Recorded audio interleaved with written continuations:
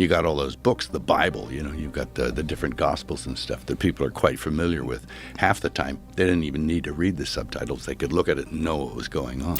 Deep in the cloud-draped highlands of Ethiopia, ancient monasteries guard a secret the Western world is only starting to understand. While modern Bibles were edited and refined by European councils, the Ethiopian Orthodox Tewahedo Church safeguarded 81 books, an untamed, vivid, and powerful mosaic of the divine. This is not merely another scripture, it is another vision of Jesus. From hidden prophecies to striking descriptions that challenge centuries of sacred art, the Ethiopian Bible reveals a bold, haunting portrait of the Messiah. Is Jesus different than we knew?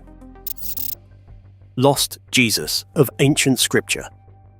The Bible most people recognize today in the Western world contains 66 books, a canon shaped over centuries through debates and decisions made by church authorities in Rome and across Europe. In many ways, it represents a carefully selected collection of texts that became widely accepted as the official scriptural foundation of Christianity. Yet in the Horn of Africa, the Ethiopian Orthodox Tewahedo Church preserved a much broader tradition. Their Bible contains 81 books, creating a far larger scriptural archive that offers a different perspective on the development of early Christian belief. These additional 15 books are not simply historical add-ons or optional writings. In the Ethiopian tradition, they help shape the larger structure of the biblical story. Rather than being treated as marginal texts, they function as part of the spiritual framework that explains the origins of the world, the role of divine intervention, and the identity of the Messiah. Scholars often refer to this expanded collection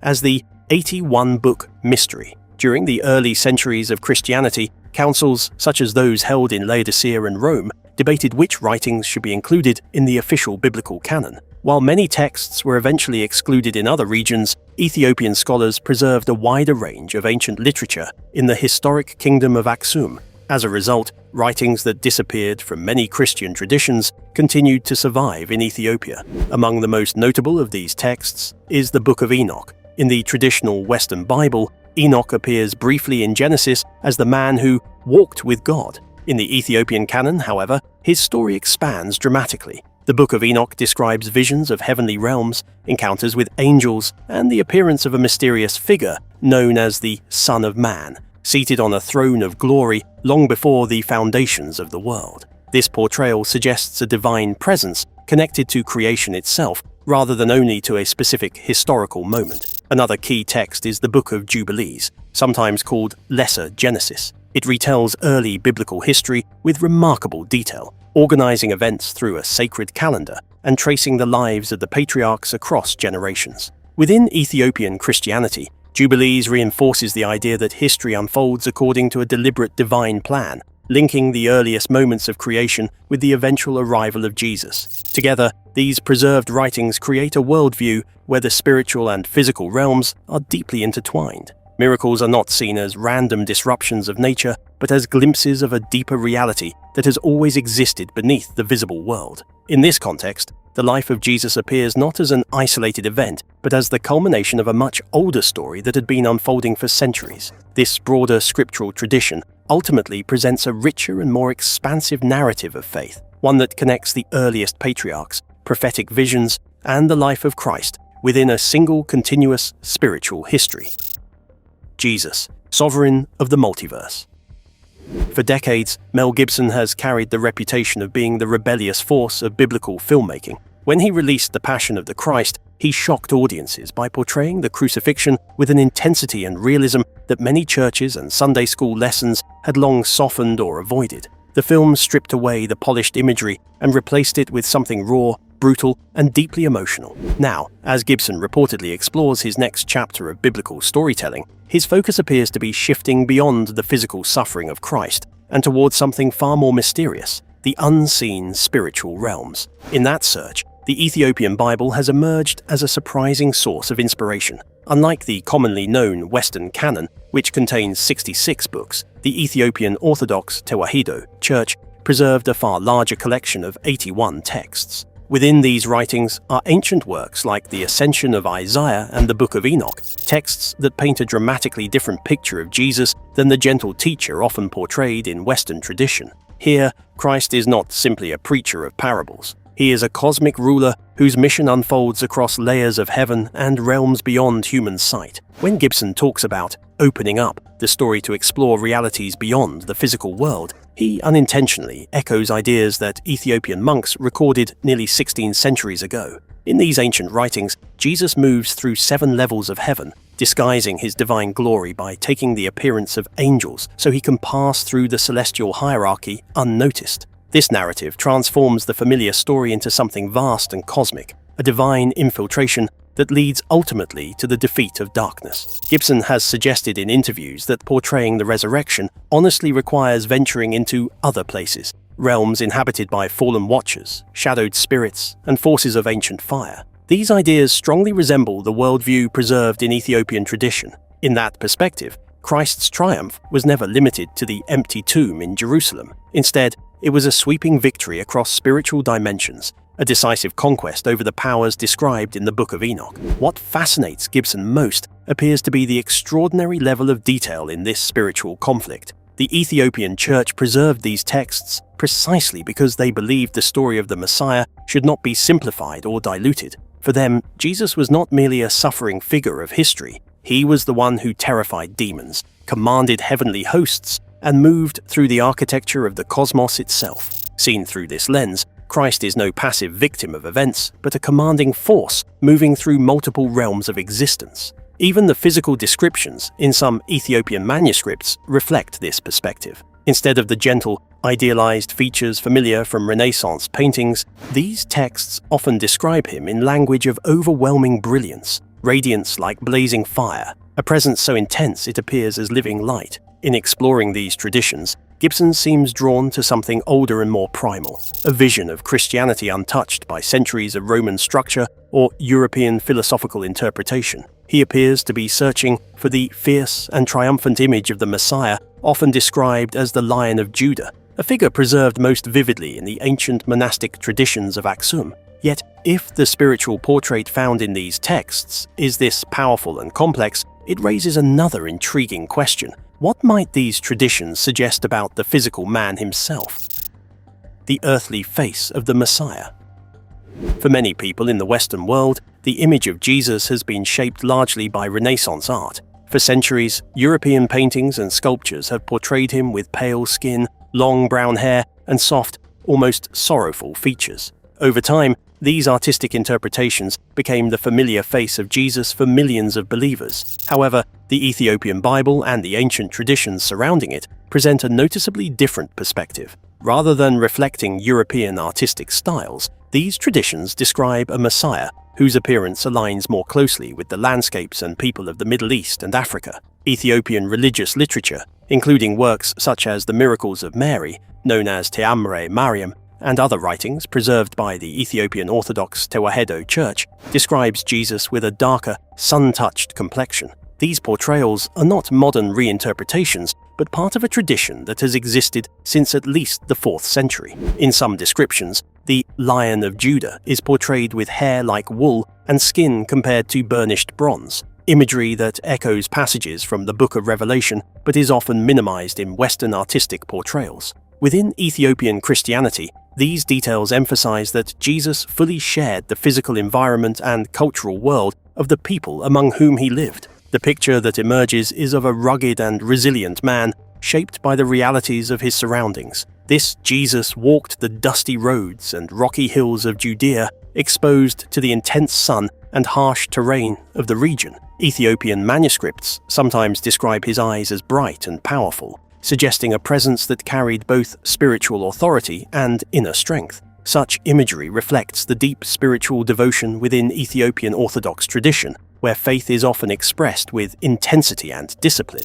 In this worldview, Jesus is not only a teacher of compassion, but also a figure of royal and prophetic significance. Ethiopian tradition connects him symbolically to the heritage of King Solomon and the Queen of Sheba, a narrative preserved in texts such as the Kebra Nagast, the glory of the kings. According to this tradition, Ethiopia shares a historic link with the ancient Davidic lineage, reinforcing the idea that the story of Christ belongs to a wider global heritage. Together, these traditions encourage a broader understanding of Jesus, one rooted in the historical realities of the ancient Near East rather than the artistic ideals of later European culture. Guardians of an ancient Christian legacy.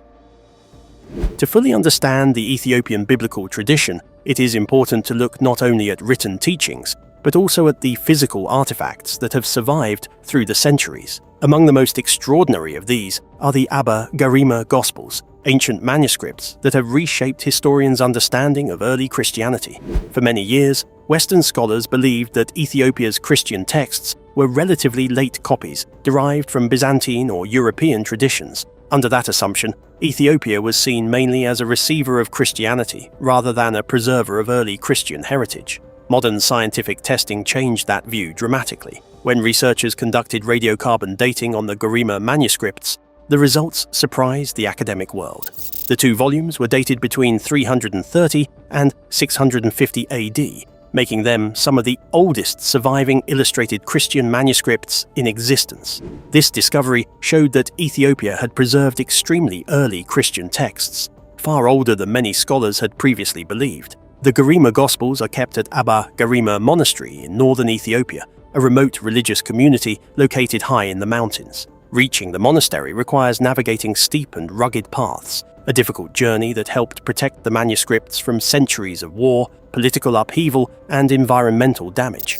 While many libraries across the ancient world were destroyed during times of conflict, these texts remained carefully guarded within the stone walls of a secluded monastic sanctuary. The manuscripts themselves reveal a rich artistic tradition from the early Christian era. Their pages are filled with vibrant colors and elaborate illustrations, including deep blues, bright greens, and warm ochre tones. These images depict symbolic animals, lush vegetation, and decorative architectural designs, reflecting the artistic culture of the region.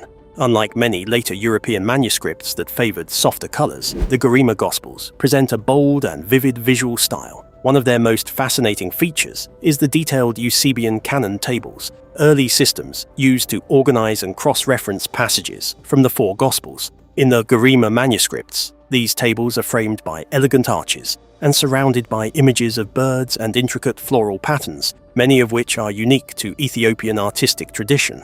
Written in Ge'ez, an ancient Semitic language still used in Ethiopian liturgy today, the manuscripts allowed local believers to engage with Christian teachings in their own cultural and linguistic context. Because these texts remained isolated for centuries, they avoided many of the revisions that occurred elsewhere during theological debates in Europe. Today, the Garima Gospels stand as a remarkable window into early Christianity and a testament to Ethiopia's role as one of the world's oldest continuous Christian traditions.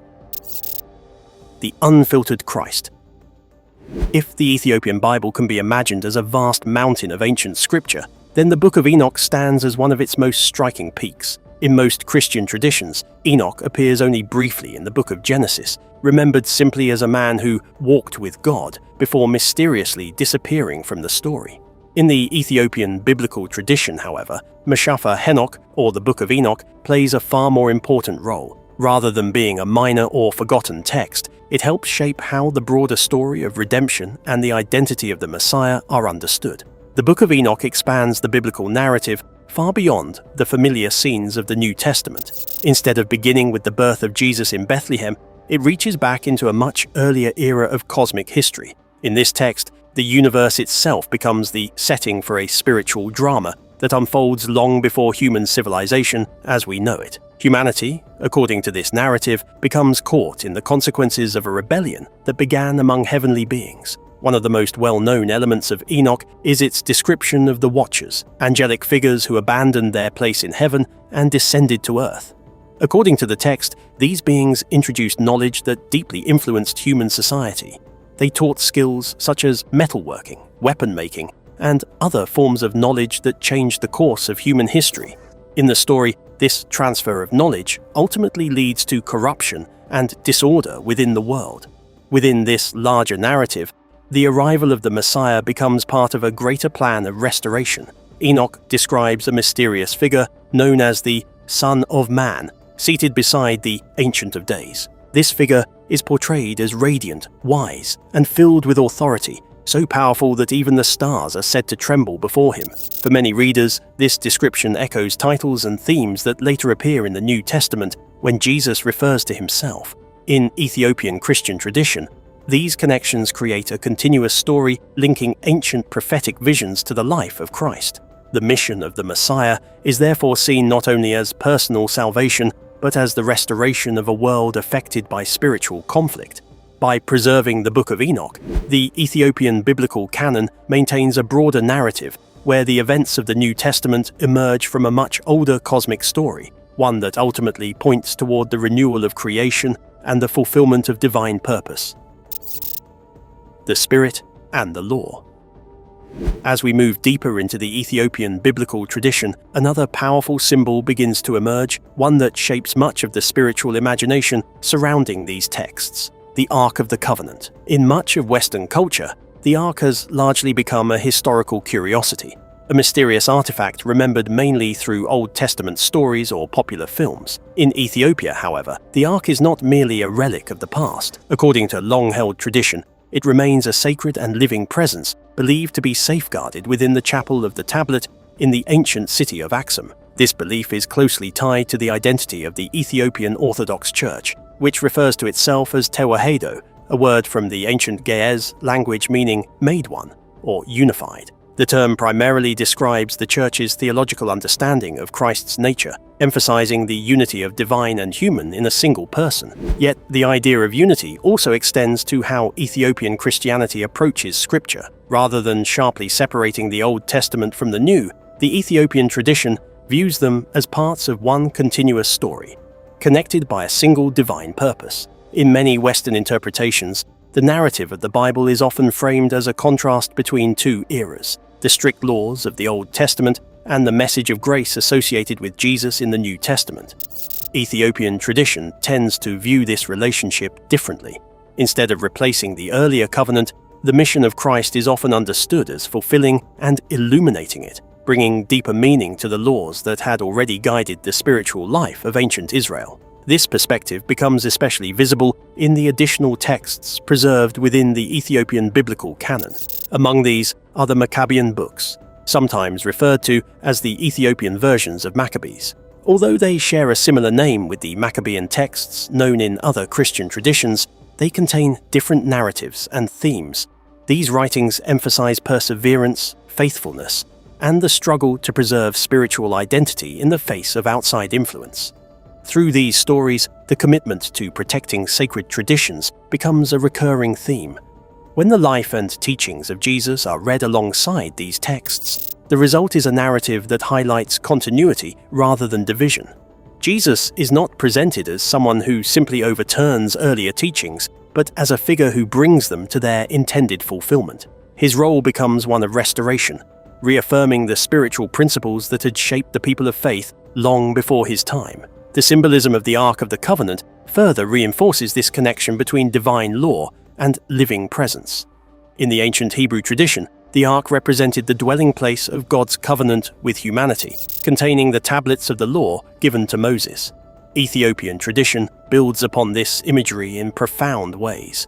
The Ark is seen not only as a historical object, but also as a reminder of the closeness between heaven and earth, between divine authority and human responsibility. In Ethiopian literature, such as the Kebra Naga Gast, the glory of God, referred to as Kebra, is described as something tangible and powerful. It is portrayed less as an abstract concept and more as a real and overwhelming presence that demands reverence. This understanding shapes how many Ethiopian believers interpret sacred spaces and objects. Holiness is not merely symbolic. It is something that can be felt through ritual, worship, and sacred tradition. This deeply sensory understanding of faith is also reflected in Ethiopian religious practice. Worship services often involve rhythmic chanting, ceremonial drums, and the use of traditional instruments such as the sistrum, creating an atmosphere that engages the body as well as the mind. These elements express the belief that faith is not purely intellectual, but something experienced through sound, movement, and community. Within this cultural framework, the life of Jesus becomes connected to the broader story of divine presence represented by the Ark. The same sacred law, once symbolized by the tablets, is seen as being fully embodied in the life and teachings of Christ. In this sense, the message of the gospel does not erase the past, but gathers it together, bringing earlier traditions into a renewed spiritual vision. Ethiopian Christianity therefore preserves a distinctive approach to biblical interpretation, one that blends ancient law, prophetic expectation, and spiritual fulfillment into a single, unified narrative. Rather than separating the story into disconnected eras, it presents the Bible as a continuous unfolding of divine purpose, moving from the earliest covenants to the life of Christ and beyond. Through this perspective, the Ark, the Law, and the Spirit are not competing ideas. Instead, they form parts of the same enduring story, one that has shaped Ethiopian faith and identity for nearly 2,000 years. Don't miss the next deep dive into history's greatest mysteries. Subscribe now to stay ahead of the curve.